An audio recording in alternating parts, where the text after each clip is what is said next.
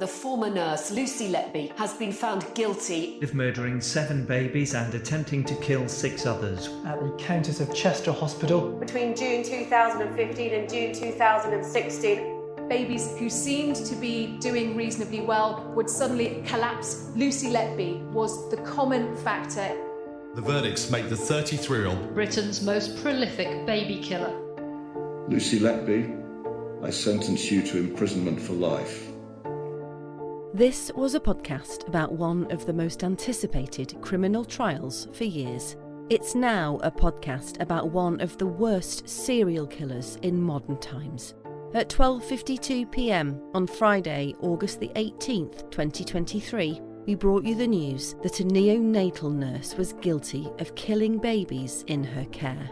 After a trial lasting for over 10 months and more than 110 hours of painstaking deliberation, the jury decided that Lucy Letby murdered 7 babies at the Countess of Chester Hospital, and she tried to kill 6 more.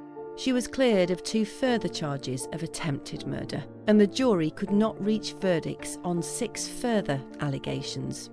I'm Liz Hull, Northern correspondent for the Mail. I've been in court throughout and have reported on the case as it developed. And I'm Caroline Cheetham, a broadcast journalist. Every week we've examined what's happened and brought you the details behind the headlines. This is the trial of Lucy Letby. Welcome to episode 59, Another Victim. So Liz, we're bringing out an extra episode today because you have done an interview with a family, and this family have a son who is now 7. He was born at the Countess of Chester in 2016, and the parents are as sure as they can be that he was possibly attacked by Lucy Letby. Yeah, so I spoke to this couple who essentially became very good friends with Lucy Letby. She was there at their son's birth. The mum had a really terrible pregnancy. It was really difficult. She ended up having an emergency C-section, and Lucy Letby had just come on duty for a night shift. It was in February 2016. She had just come on the night shift and was there at the emergency birth of this baby boy. She looked after him in the early days, and you'll hear in this interview that she essentially took a real shine to this baby boy and became good friends with his mum. All they thought was that she was really caring, lovely nurse. They had no inclination that anything could be wrong. They spoke to me at length, and they were really generous with their time and spoke to me about how their son would have dips when she was on duty. Unexpected dips. One of the most concerning things you'll hear in the interview is about how she gave them a card on Mother's Day, and they assumed that everyone on the unit was getting a card on Mother's Day. In fact, they were the only ones that got this card that was handmade by Lucy Letby. Inside, there was a Polaroid picture of their son who had no breathing apparatus on him, bearing in mind that he needed 24-hour oxygen. They questioned that, but she gave them an explanation and they believed it. But looking back now, they really are worried that he should never have had those tubes or masks taken off him. Obviously, he needed those to breathe, and Lucy Letby took those breathing apparatus and tubes off him and took a picture. As we've heard previously in some of the allegations, Lucy Letby became very close to this family, almost befriended them, and I know there were lots of text messages between them and her. They trusted her implicitly to the point where the dad of this little boy was so grateful to Lucy Letby for what he thought she'd saved his life on numerous occasions, because he'd have these dips and then recover, and she would always be on duty. So he thought that she'd saved his life, and even discussed with his wife about making Lucy Letby the godmother of their son. I mean, fortunately, his wife said, I think a family member might be more appropriate, so that never happened. But she did stay in touch with them after their son was discharged from hospital.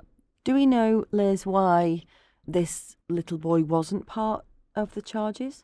That's a bit unclear at the minute. When Lucy Letby was arrested and her picture appeared in all the papers and was obviously on the TV, this mum was physically sickened. She told me, she said she just could not believe that the nurse that she knew could be responsible. And in fact, she told me this week that even up until the verdicts, she really, really was hoping that the allegations were not true, because she just couldn't really believe that the person that had befriended her and she'd become so close to could have done such things. So obviously, you know, we know the police are looking at further allegations. Possibly this would form part of those. She's told me that they made a statement back in 2018 and that the police have been in touch recently. So it's possible that this couple's son could form part of a new charges or a new prosecution. Okay, let's hear it. Let's go back to the beginning, to when you fell pregnant and you found out that you were having a baby. How was the pregnancy? Awful, really, from start to finish. I had problems from 12 weeks. I'd started putting on fluid from 18 weeks. I was quite bad with preeclampsia, but no one would really listen to me in this hospital here. They kept saying, oh, it's normal, it's normal. By the end, I'd put over 30 kilograms on in fluid. And it was in February, and I was in flip-flops because I couldn't get anything on my feet. Yeah. I was seeing stars. I was so poorly. On the day that I had my son, I went into work and I just said, I'm going to go home because I feel so ill. How many weeks were you then? I was 31 weeks exactly. My colleague said, oh, I'm going to check your blood pressure and let's do your weights again. So she checked my blood pressure, and my blood pressure was well over 200. And she's like, I can't let you go home. So she prepped me for theatre. They managed to get 1 dose of steroids in because they were worried, because when they scanned, he was only the size of a 28-weeker because he'd stopped growing. And my blood pressure just kept going up and up and up. So they had to try and get some magnesium as well for his brain of when he was born, as well as me for not fitting. Must have been really scary. I kind of just, I think, blacked it out and just got on with it at the time. It was only a couple of months after, I suppose, it hit me, because I thought at the time, if I get stress, it's just going to make it even worse. How heavy was he? He was £3.2 when he was born. Okay. It was a bit of a shock, yeah. He was whisked away. You'd had a C-section. Yeah, he was stabilised in the room, as far as I remember, in the corner, and a neonatal doctor came in, as well as Lucy, the neonatal nurse. So Lucy Letby was there, was she, when you gave birth? Yeah, when he was born, and then he went into the high dependency. She stayed with him throughout that shift then.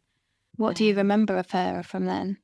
I wasn't able to move out of, I was on like 24-hour nursing care at that point, so I couldn't. You were really poorly. Yeah, I couldn't go off the bed. Not that I could anyway, because I couldn't move my legs, but they wouldn't even let me go and see him at that point because they were trying to ventilate him and things.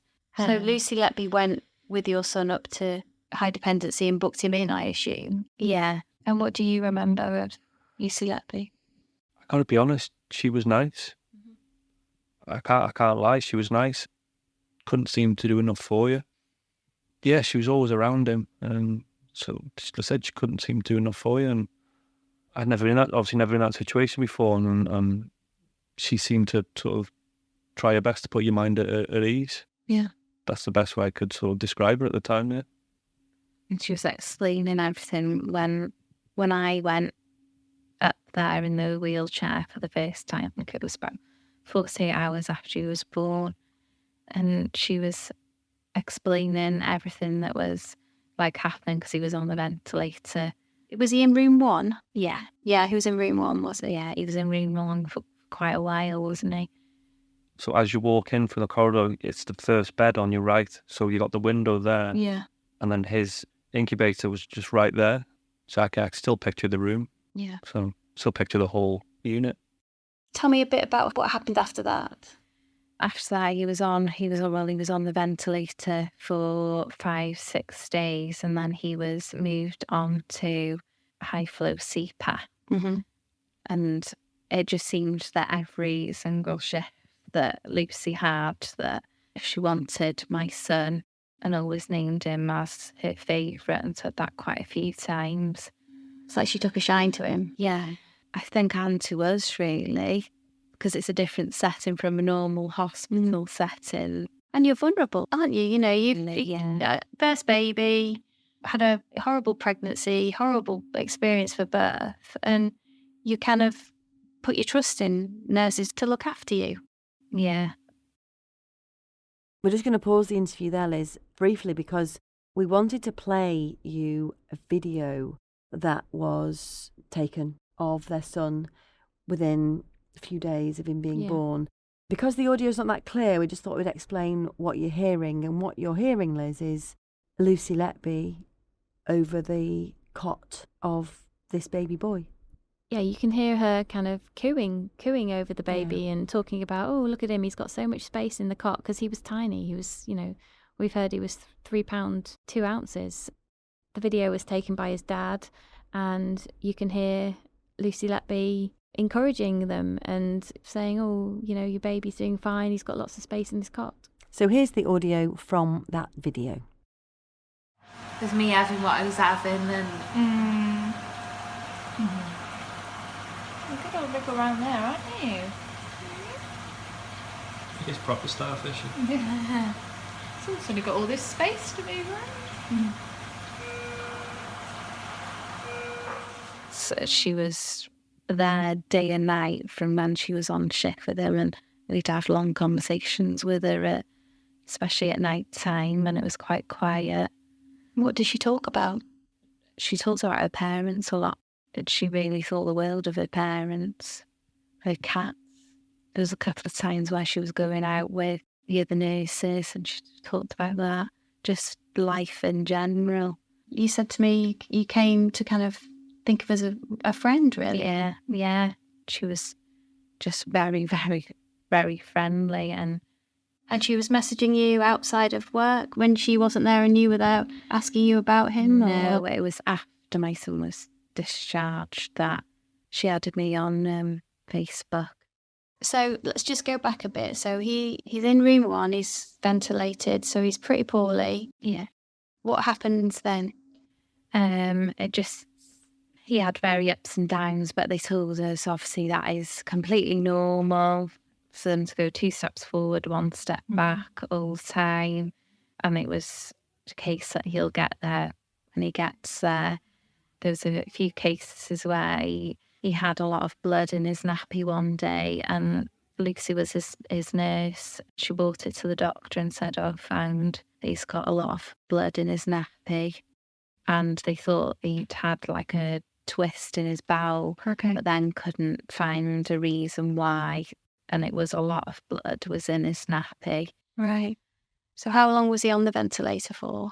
Probably about 5 days, I think. Yeah. 5, 6. And then he went down to CPAP, which is the natural progression when they're getting a bit better. Yeah. And was he on feeds by then? No, he was well tube fed. He had a long line in.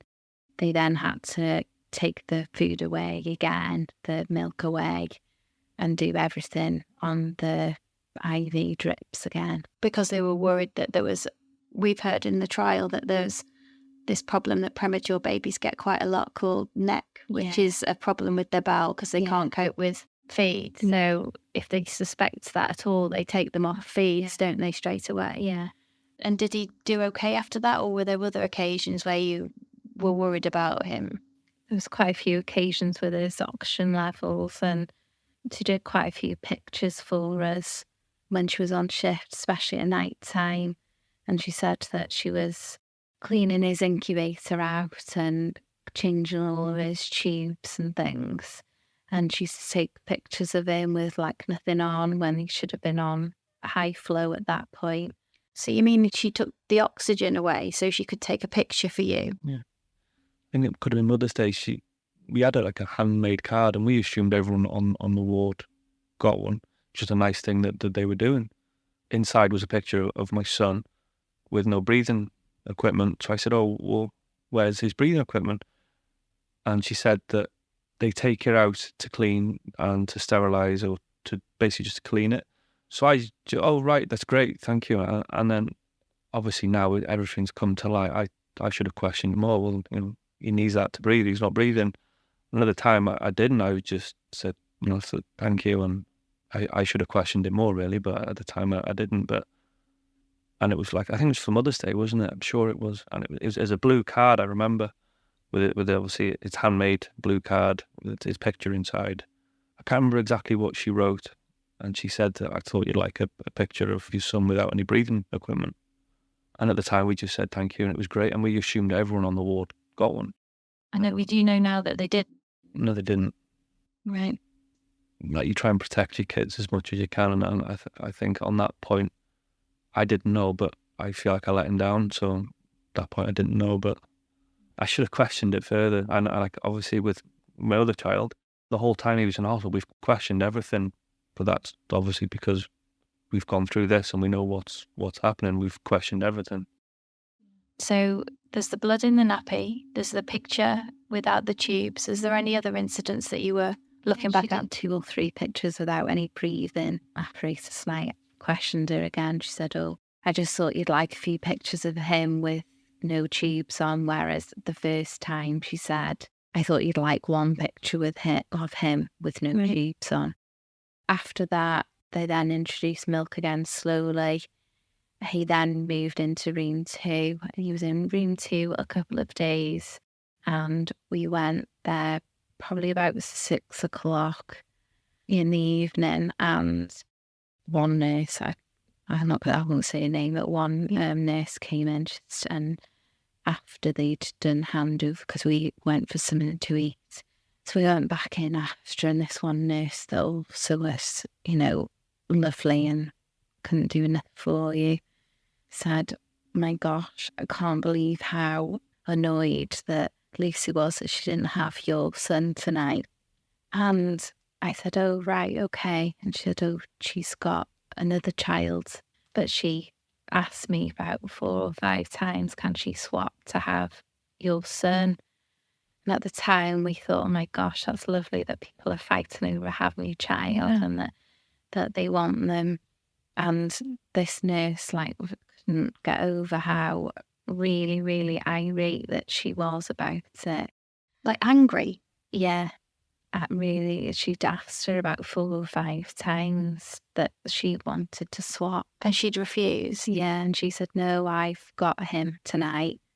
Looking back, you were very, very lucky that she didn't have him that night. How soon was that before he came home? He was only in that room then a couple more days, I think, wasn't it? There was a night when he started to go downhill. I can't remember exactly what it was, but he then got given to someone who's a band higher. Okay. Within 10 to 12 hours, he seemed to just pick up and be fine. He was in room 1 for a while. A matron came upstairs to me while I was an inpatient for 2 weeks and said that there was a virus on the unit and all the babies have got to stay in the rooms that they're in, and we're not accepting any new baby. Okay.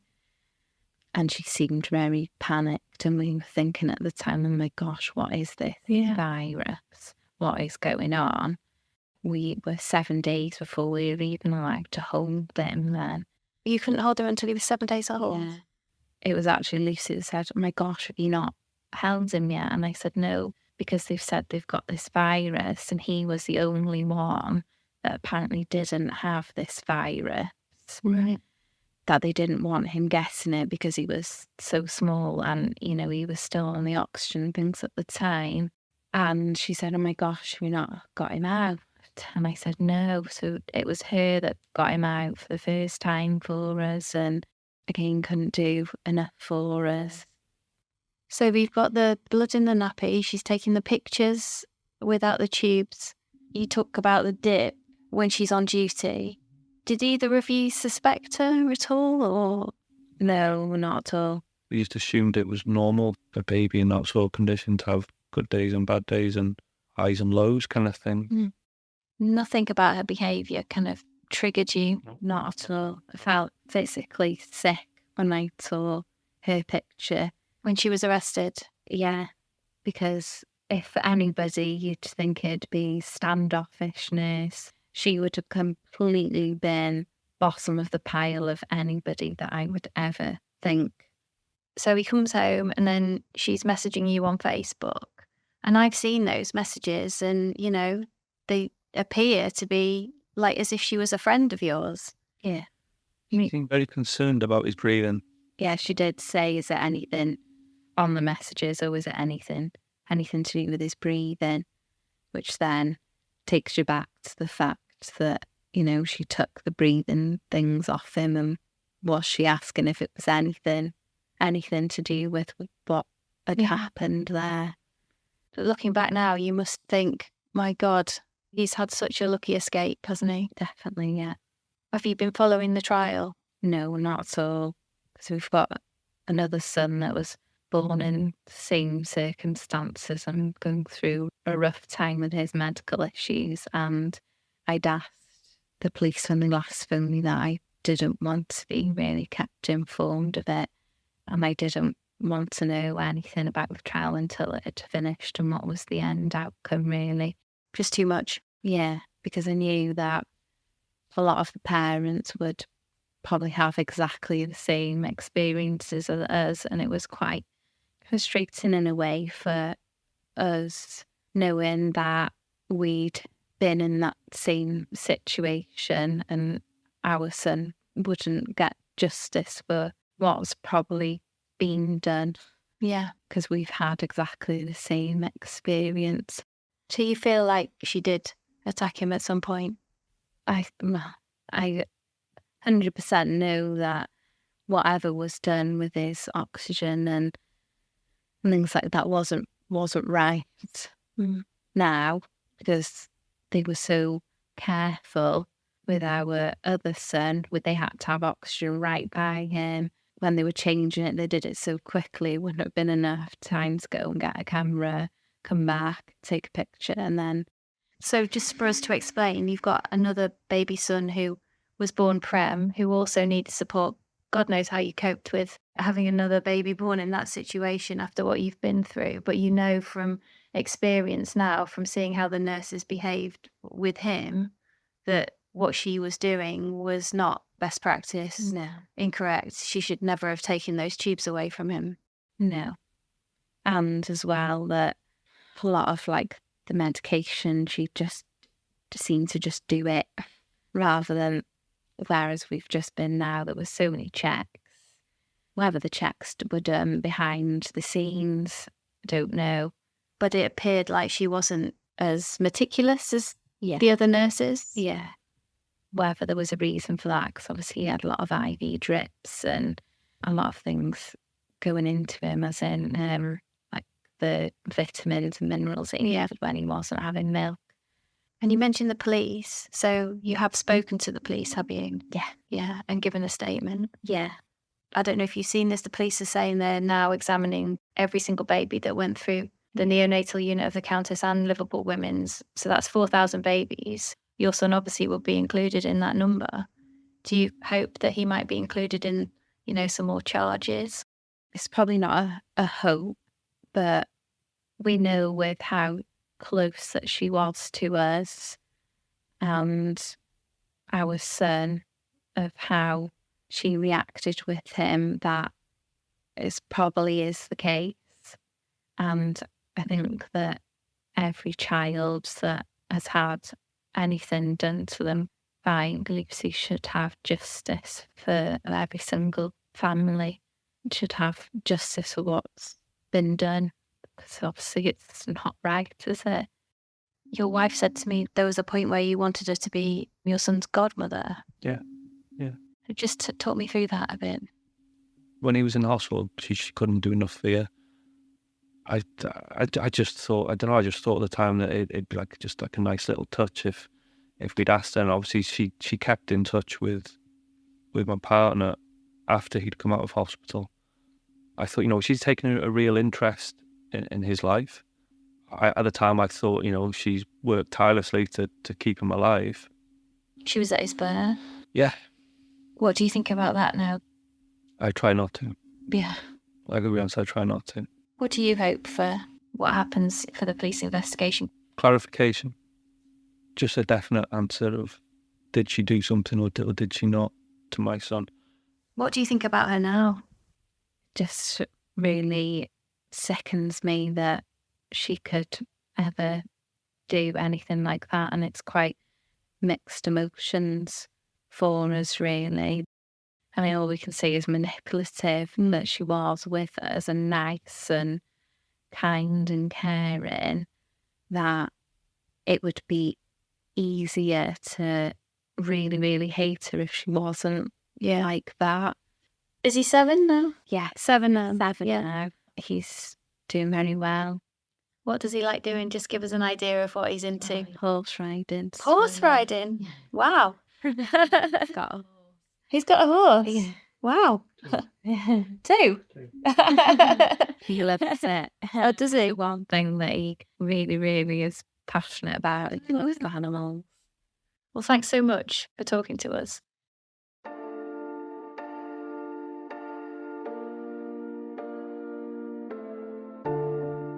So that's it for episode 59.